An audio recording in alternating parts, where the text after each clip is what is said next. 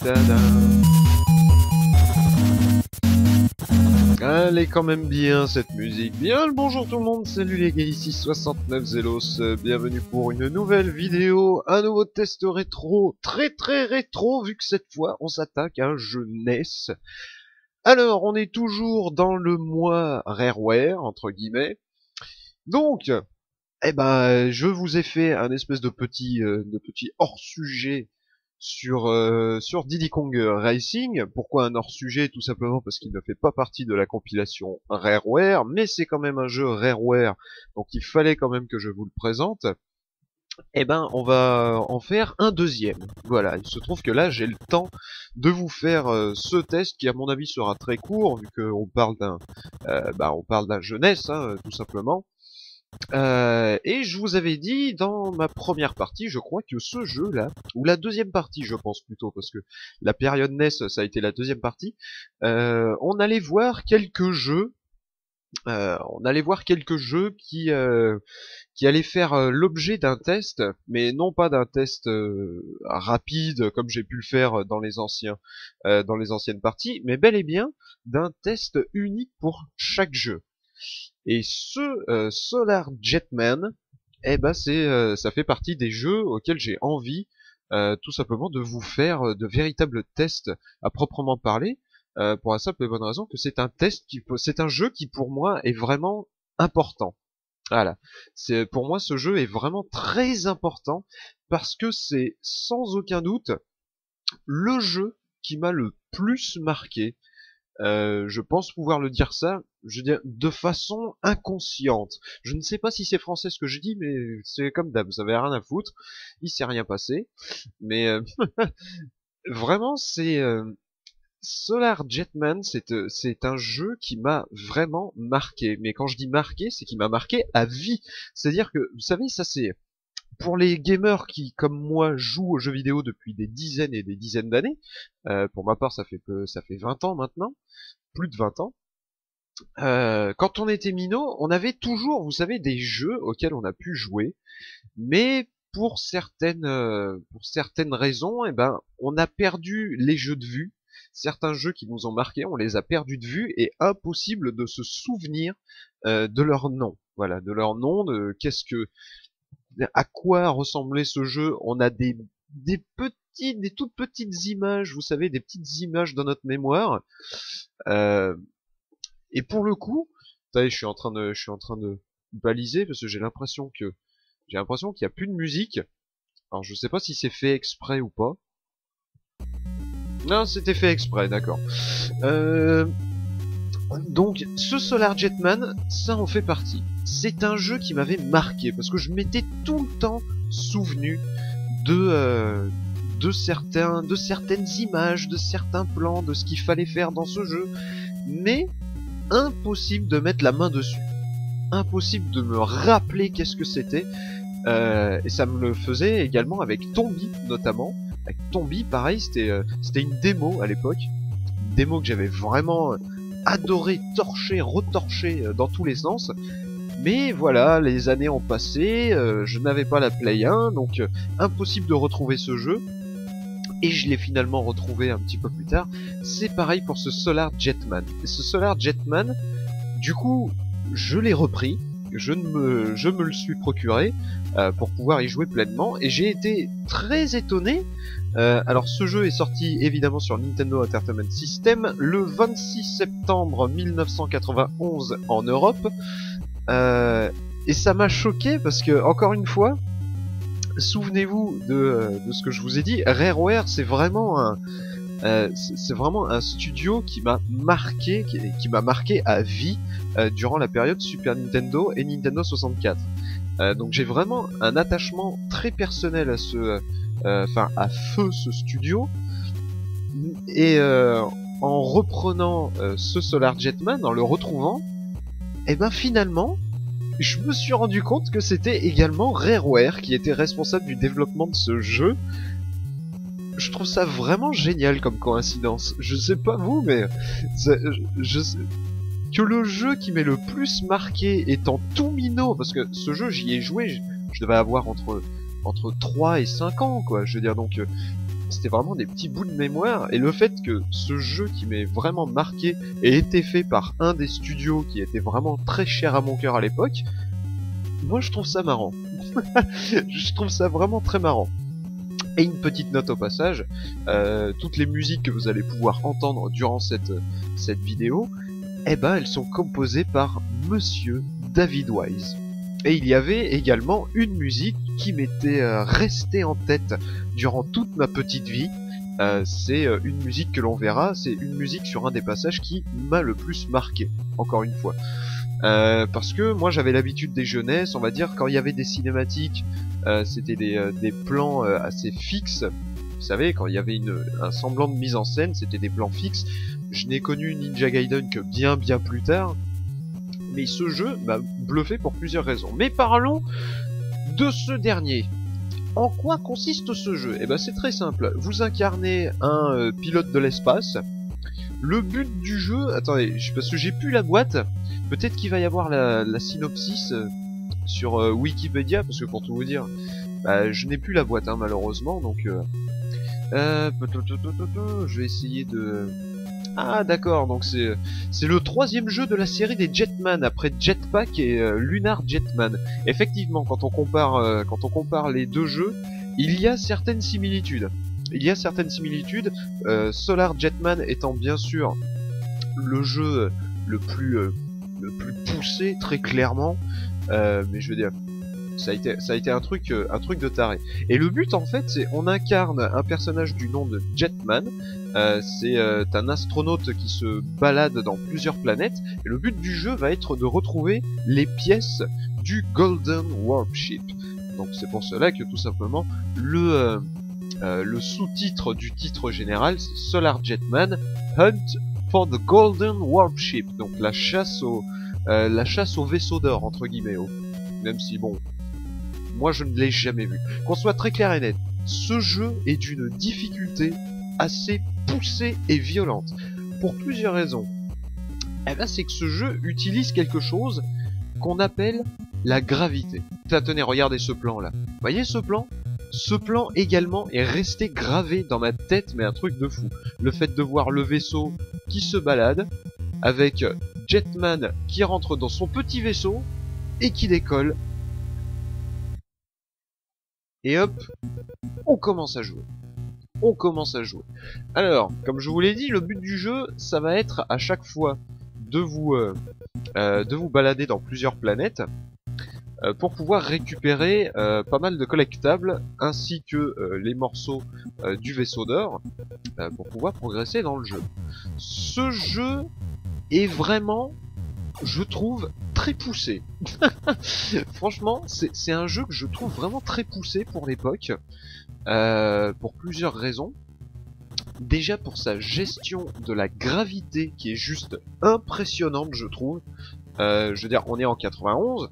Peut-être qu'il y a des jeux qui ont utilisé la gravité d'une bien meilleure façon que ce Solar Jetman, mais de ma connaissance, je n'en ai pas.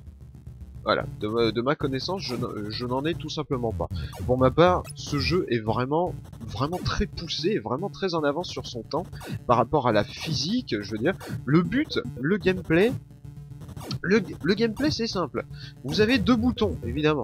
On est sur Nintendo Entertainment System, donc vous n'avez que, entre guillemets, deux boutons pour agir, mais vous avez également la croix directionnelle, ainsi que Select et le bouton Start. Le bouton Start ne sert à rien, si ce n'est mettre le jeu en pause. Le bouton Select, quant à lui, sert à afficher la map une fois que vous l'avez, parce que vous n'avez pas la map directement.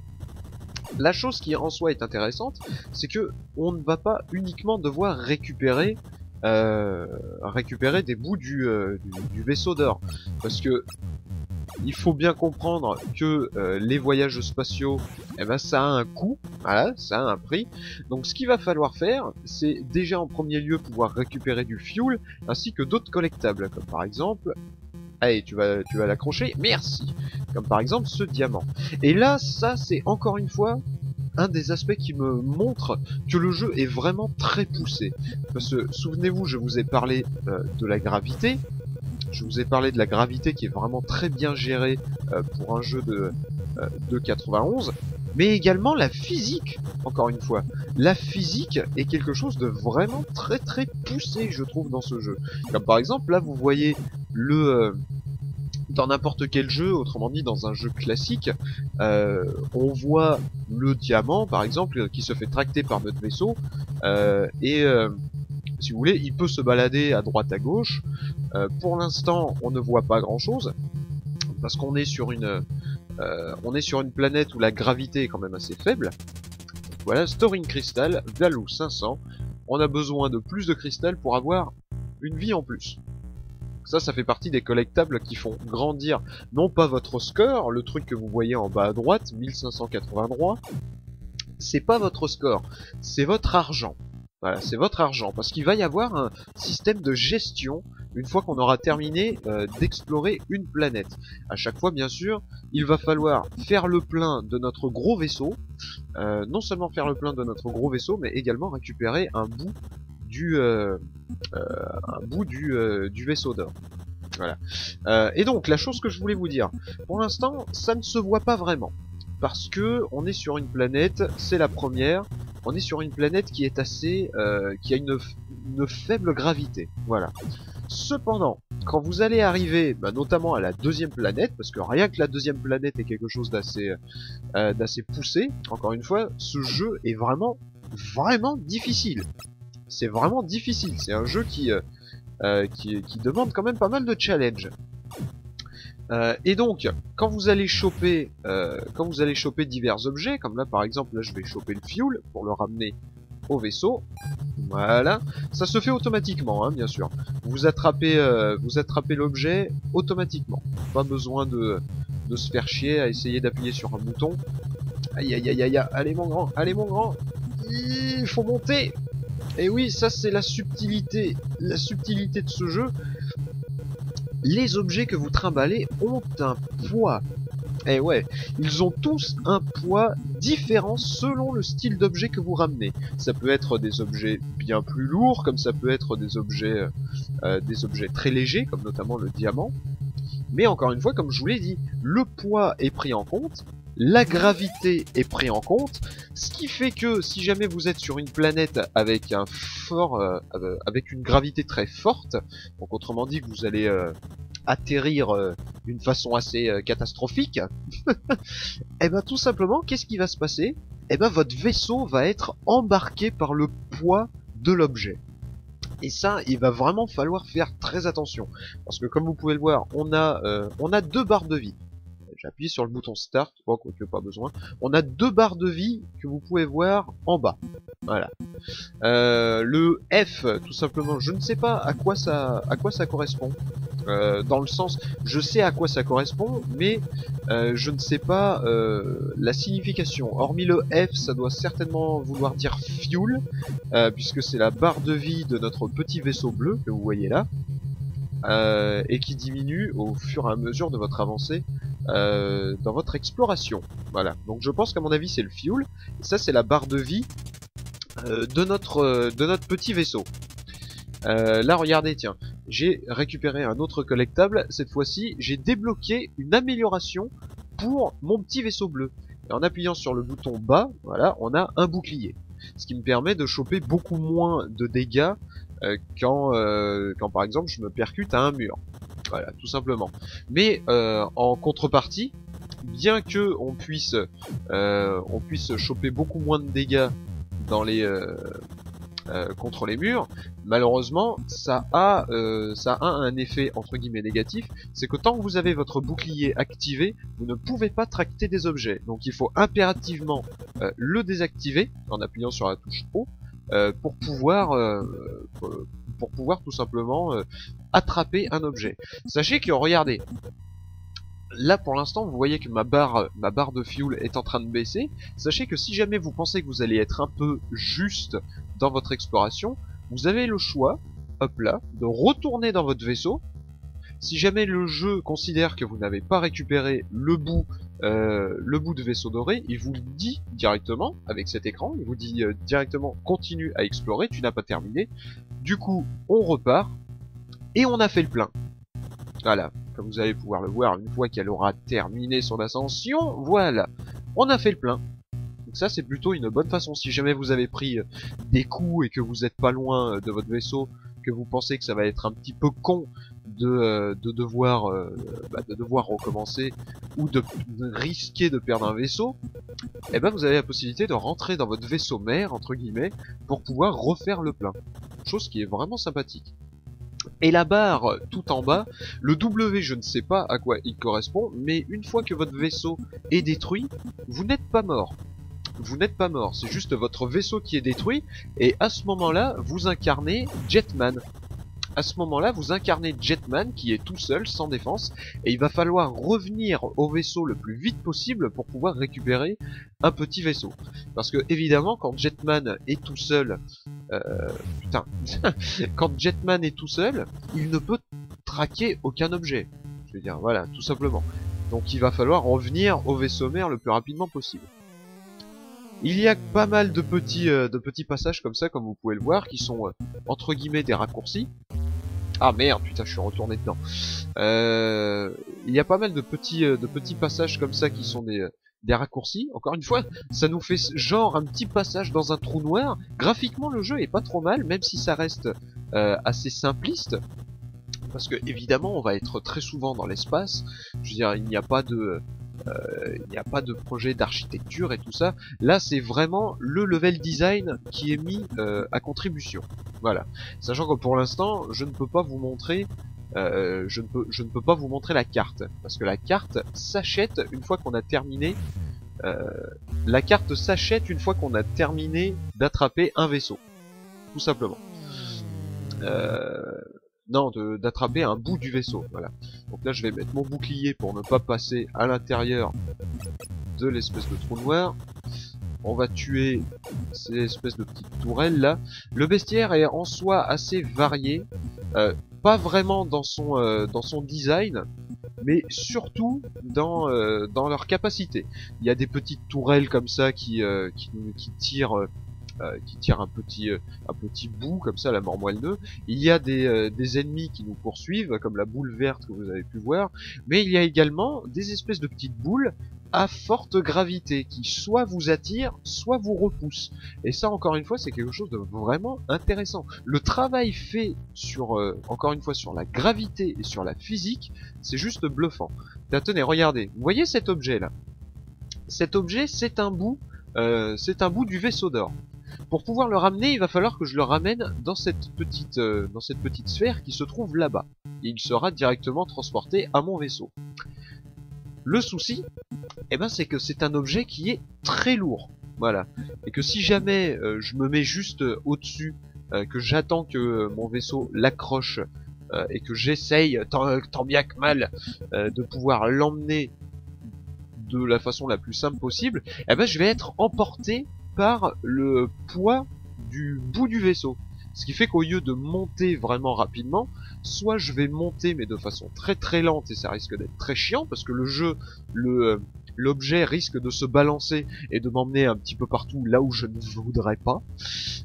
Donc pour le coup, vous avez une petite astuce, si jamais vous voulez récupérer des objets comme ça, et je vais vous montrer cette astuce, c'est que tout simplement vous prenez de l'élan. Hop! Voilà! Vous prenez de l'élan pour l'amener ici, et ensuite, eh ben écoutez, vous avez juste à le transporter. Et c'est vrai que là, dans cette pièce, ça ne se voit pas vraiment. Hop, hop, hop, hop, hop, putain, regardez à quel point il m'embarque. Regardez à quel point il m'embarque, ce... Putain. Va là-bas, s'il te plaît. Va là-bas. Putain, c'est assez difficile, hein, encore une fois. Il faut bien gérer...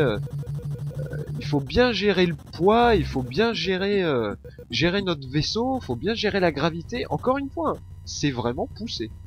Moi, je m'en suis rendu compte uniquement quand je l'ai récupéré, évidemment, parce que moi, je me rendais pas compte de toutes ces choses quand j'étais minot. Mais je m'attendais pas à ce que le jeu soit aussi poussé. Donc là, voilà, on a trouvé, aïe aïe aïe aïe, on a trouvé un bout du vaisseau d'or. Donc on rentre à la maison, ni plus ni moins. Enfin, du moins on rentre au vaisseau mère, hein, bien sûr. Et une fois ceci étant fait, hop là, on rentre directement dans la cyberzone. Là, c'est un niveau bonus, tout simplement. Alors, moi au départ, je pensais qu'il fallait faire gaffe, mais non. Je veux dire, notre barre de vie n'est pas endommagée quand on est dans ce niveau bonus. Donc il faut essayer d'en récupérer une dizaine. Autant vous dire que je n'ai jamais réussi, voilà. Parce qu'encore une fois, le gameplay demande un certain temps d'adaptation. Je dis, ah, voilà, donc là j'en ai récupéré combien? 5, je crois. Ah non, 6. Bon, c'est déjà pas mal, ça me rapporte un petit peu d'argent. Hop là, le niveau bonus étant fait, on se retrouve au-dessus de notre vaisseau mère, et on n'a plus... Attendez, je vais mettre start, et on n'a plus qu'à repartir avec notre vaisseau. Et là, je vais tout simplement vous montrer le plan du jeu qui m'a le plus marqué, encore une fois, qui m'a vraiment marqué à vie. C'est ce passage-là qui était resté gravé dans ma mémoire, ainsi qu'avec la musique. Donc je vous laisse avec la musique, et on se reprend un petit peu après.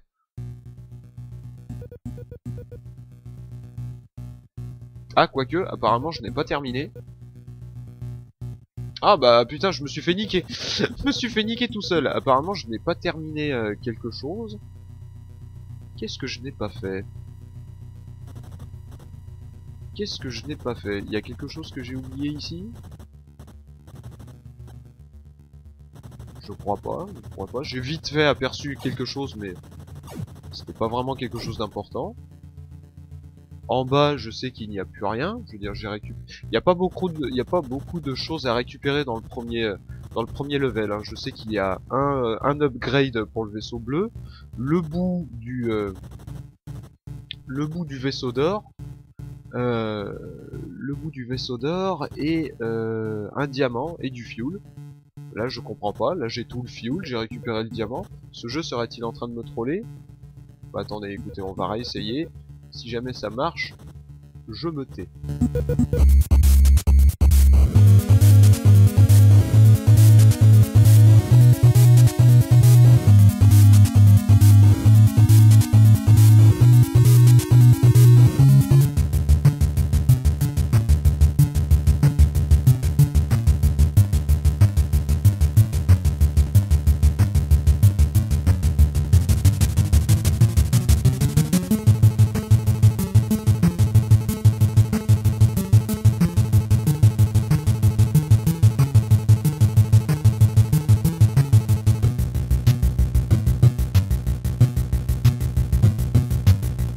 Voilà, vous avez vu ce plan? Eh ben ce plan m'a marqué à vie, avec la musique également. Je vois pour la première fois sur NES non seulement une espèce de cinématique, mais en plus, je veux dire, on a vraiment l'impression, tu vois, que le mec te fait un saut spatial. Moi j'avais pas vu les Star Wars à l'époque, hein. C'est la première fois que je voyais ça. Enfin, j'étais comme un fou. J'étais comme un fou, et ce plan m'a suffisamment marqué pour que je m'en souvienne des années et des années plus tard. Mais enfin bon, une fois la petite cinématique de ce plan fait, du petit saut spatial, on se retrouve devant une boutique. Voilà. Et là, on a plusieurs objets qui s'offrent à nous, que l'on doit acheter avec l'argent que l'on a récupéré tout au long de notre exploration. Donc ça te pousse quand même à bien explorer les cartes, à bien explorer le monde pour pouvoir récupérer un maximum de pognon. Donc là on est à 2309. On peut acheter des missiles à tête chercheuse, chose qui est plutôt sympathique. Des bombes à retardement. On peut essayer de prendre tout simplement des... ah putain, je sais pas ça si ça augmente notre force d'attaque ou alors si ça augmente notre défense. Je ne sais pas du tout. Ah, attendez, excusez-moi, j'ai un petit problème. Je reviens. Voilà, excusez-moi pour cette petite coupure. Donc, je disais donc.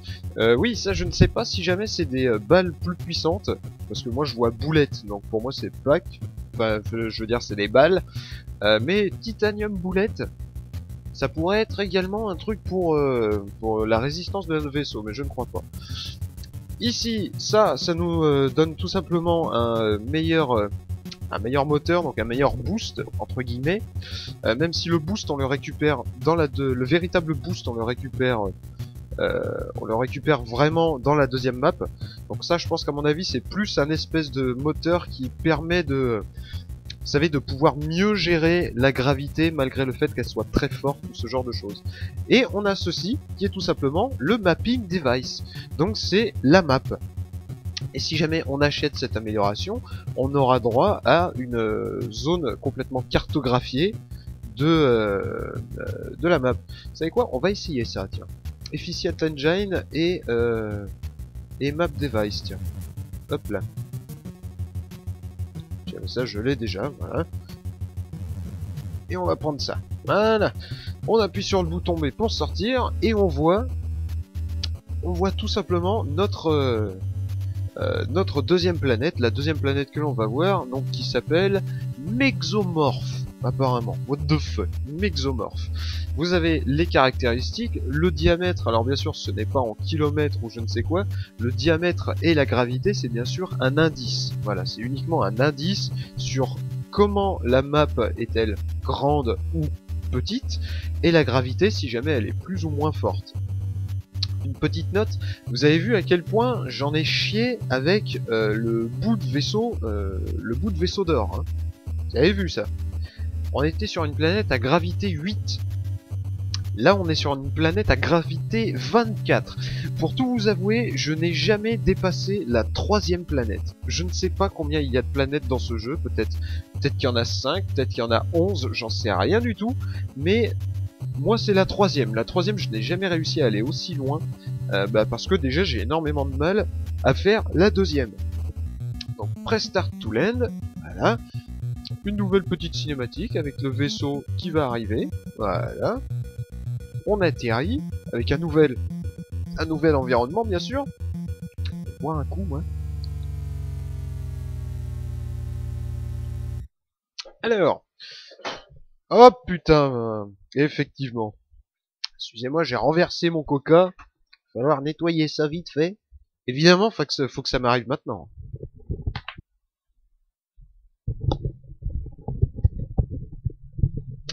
Voilà, erreur réparée. Putain, c'est impressionnant. Pourquoi je fais toujours des conneries quand je fais des reviews sur les jeux qui m'ont le plus intéressé? Bref, on se retrouve donc sur ce petit écran. Ce petit écran qui nous demande tout simplement si jamais on veut équiper notre petit vaisseau bleu des potentielles améliorations que l'on a acheté une fois qu'on est allé chez le marchand. Donc, on va le prendre. Voilà. Alors bien sûr, évidemment, il va falloir le racheter. Du moins pour celui-là. Il me semble que pour la map, on n'a pas besoin de la racheter une nouvelle fois. Si ma mémoire ne me fait pas défaut, mais bon, je ne promets rien. Et hop, on décolle et c'est reparti. On décolle et c'est reparti. Et à mon avis, vous allez voir la gravité encore une fois. Vous allez voir la différence. On va mettre le bouclier parce que... Ouh, regardez à quel point mon vaisseau tombe. Oui là. Et évidemment, qui dit gravité... qui dit gravité plus forte, dit bien sûr objet plus lourd. Donc ça va être beau. Et hop là, on repart. Allez mon gars. C'est passé. Ouh. Un petit peu de fuel. Ça fait plaisir. Alors bien sûr, il va y en avoir d'autres à récupérer, comme vous pouvez le voir, parce que le réservoir de mon vaisseau est vraiment à sec. Il est vraiment à sec. Oulala, moi vite du con. Voilà une des grosses difficultés de ce jeu. À la fois gérer la physique des objets, gérer la gravité, gérer la puissance des moteurs, etc., etc. Et 25 petits points, ça fait plaisir. Encore une fois, ce n'est pas des points, c'est bien de l'argent. Donc dès que vous voyez un ennemi, descendez-le. Descendez-le, descendez-le. Allez, qu'est-ce qu'il y a? Je crois qu'il y a un truc... Ouh putain, c'est vrai qu'il y a un gros... Aïe aïe aïe aïe aïe aïe. Monte, monte, monte, monte. Ah là, il y a une grosse... Gros truc ici. Essayez de le mitrailler. Ouh putain. On dit merci le bouclier, hein, parce que là, si jamais je n'avais pas le bouclier activé, par exemple, eh ben j'aurais été... je crois qu'il m'aurait one shot d'ailleurs. Je crois qu'il m'aurait vraiment one shot. Parce que le bouclier est vraiment très très utile. Hein. Je veux dire, c'est pas... Oh vache, oh là là là là là là. Voilà. Ce n'est pas un bouclier qui genre diminue de à peine 2-3% vos dégâts. Hein. Non, non, non. C'est un bouclier qui diminue facilement à 50 voire à 75% vos dégâts. Donc c'est quand même une amélioration à prendre en compte. Allez, le fuel, essayez de pas trop le faire bouger. Voilà, parce qu'on a ça à passer. C'est le passage... Putain, comment il m'embarque vers le bas. Ça, c'est le passage le plus difficile. Évidemment, on peut se retrouver paumé. Voilà. Il faut faire gaffe parce que malheureusement, ce jeu a quand même un gros défaut. C'est que l'on peut paumer les objets dans le décor. Voilà, comme vous pouvez le voir, les décors traversent. Si jamais on n'a pas le réflexe, par exemple, quand on voit que notre vaisseau est embarqué vers des murs, le problème c'est que si jamais on n'a pas le réflexe par exemple d'activer notre bouclier pour pouvoir lâcher l'objet, eh ben l'objet peut tout simplement traverser le décor. Et à certains moments, on va se retrouver comme des cons parce qu'on va il sera plus possible de récupérer l'objet, quoi. Donc du coup, reset dans ta gueule. Et ça vraiment, ça c'est un gros défaut pour ma part. C'est vraiment un gros défaut de programmation, même si une fois qu'on a acquis ce défaut, on ne se fait plus avoir. Donc d'un autre côté c'est tant mieux, mais quand même quoi. Ça reste quand même un gros défaut. Ça aurait été plus intéressant et mieux fait, voilà, ça aurait été mieux fait tout simplement de faire en sorte que les objets ne traversent pas le décor. Parce que là malheureusement tout traverse, absolument tout traverse le décor, sauf évidemment notre vaisseau à nous, qui se ramasse la gueule lamentablement. Défonce-le, putain. Je peux pas le défoncer, tant pis. Aïe aïe aïe aïe aïe aïe, il y a des ennemis partout. Il y a des ennemis partout. Oh putain. Ah, ils sont chiants. Là, merci. On va essayer de le buter lui aussi là. Ce qui peut nous faire chier si jamais on doit retourner à notre vaisseau. Ouais, piou piou. Putain, tenez, regardez, il y a encore un objet ici à récupérer. Cet objet est super lourd, si ma mémoire ne me fait pas défaut. Il va falloir que je me souvienne si jamais j'ai obtenu le boost ou non. Je ne crois pas, et je crois que c'est cet objet qui donne accès au boost. Donc du coup, on prend de l'élan, et raté. On prend de l'élan, et c'est raté. Allez mon grand. Regardez, regardez, regardez. Regardez à quel point j'en chie là. Le petit réacteur il en peut plus. Et là, regardez, il est tellement lourd qu'il m'embarque au sol quoi. Malgré le fait que je sois plein gaz. Putain, je suis absolument plein gaz. Dans la direction opposée, je suis quand même attiré. Par le sol quoi. À cause du poids de l'objet. Donc je sais pas, encore une fois, moi je trouve que niveau réalisation, c'est vraiment du très très très bon. Les musiques sont vraiment pas mal. Ah, on va passer ici. Putain, regardez, vous avez vu l'élan quoi. L'objet m'a donné un élan, mais de malade quoi. Il a fallu au moins 5 mètres pour que je puisse m'arrêter. Allez mon grand, objet posé. Vous avez équipé votre petit vaisseau avec un booster supérieur. Voilà, donc appuyez sur Select et B pour l'utiliser. Hop là. Vous pouvez voir, notre vaisseau va quand même beaucoup plus vite. Voilà. Je vais vous montrer quand même la différence, parce que peut-être que vous l'avez pas vu. Oulala. Oulala, voilà. Alors ça, c'est avec... Enfin, sans le boost. Voilà, vous voyez à peu près. Et ça, c'est avec. Voilà, on freine beaucoup plus, on vole beaucoup plus facilement. Bref, c'est un vrai boost. Hop là, vous avez vu? Là, la petite esquive, là, j'aurais pas pu la faire sans le boost. Et au fur et à mesure de notre avancée dans le jeu, eh ben, on va pouvoir continuer à améliorer notre vaisseau. Alors évidemment, utiliser le boost, comme vous avez pu le voir, ça a grandement affaibli... Oh putain! Voilà, ça fait partie, voilà. Ça, c'est les boules qui vous attirent. Les bleus vous attirent, les rouges vous repoussent. Et ça, c'est des trucs très chiants qu'il faut supprimer dès que possible.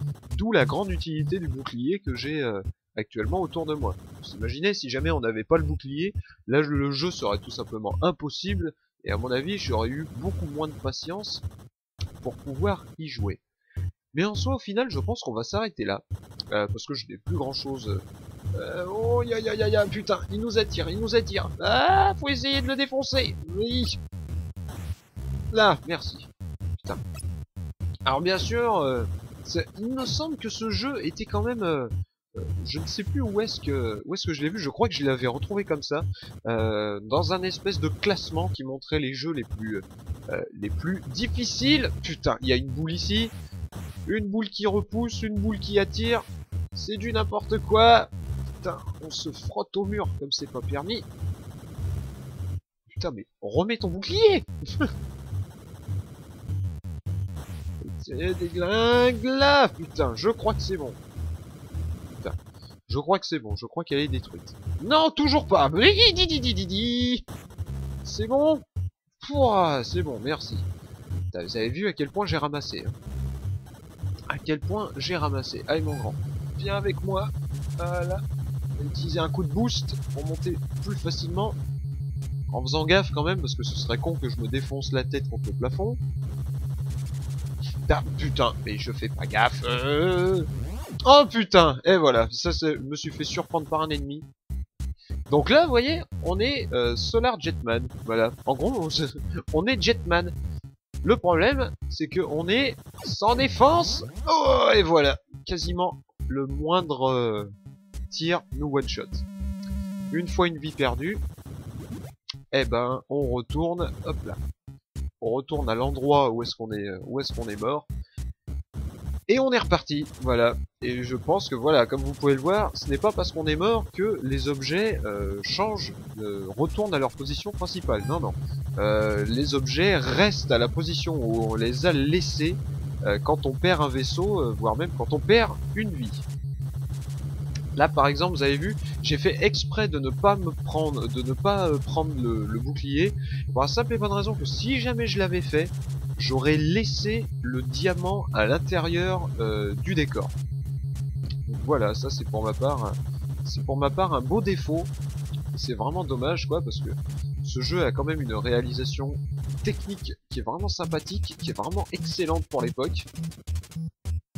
Donc c'est un peu dommage de voir cette chose-là assez gâchée par ce... Je sais pas si c'est un bug ou quoi que ce soit, mais enfin bon. Donc sur ce, écoutez, moi je vais vous laisser là. Donc le Solar Jetman, le jeu qui m'a le plus marqué, est vraiment un jeu auquel je prends énormément de plaisir à jouer, même si je suis une brêle et que je crève le plus rapidement possible dans ce jeu. J'aime bien son ambiance, j'aime bien son style, j'adore son gameplay, parce que peut-être que vous pensez que la prise en main est quand même assez difficile et qu'il va vous falloir un petit peu de temps pour pouvoir tout maîtriser. C'est vrai, mais ce n'est pas impossible pour autant.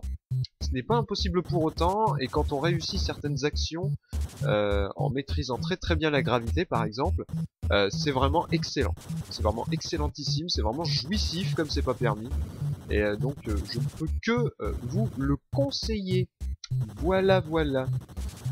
Je ne me souviens plus qu'est-ce qu'il faut pour activer la map. Peut-être en pause et en select. Voilà. Donc là vous voyez, ça c'est toute la map du secteur dans lequel on est. J'ai dit toute la map? Oui. Ce n'est pas du tout toute la map, c'est juste une partie là. Là en gros vous voyez la partie en haut à gauche. Et ouais, le jeu est aussi grand que ça. C'est juste impressionnant. Encore une fois, c'est juste impressionnant. Le jeu est vraiment très bien réalisé. Je trouve ça génial, voilà, ni plus ni moins. Donc, eh ben écoutez, moi je vais vous laisser là-dessus, c'était la petite présentation de Solar Jetman, un jeu que je vous conseille quand même, parce que malgré sa difficulté, bah, encore une fois c'est un jeu qui reste vraiment fun et vraiment sympa.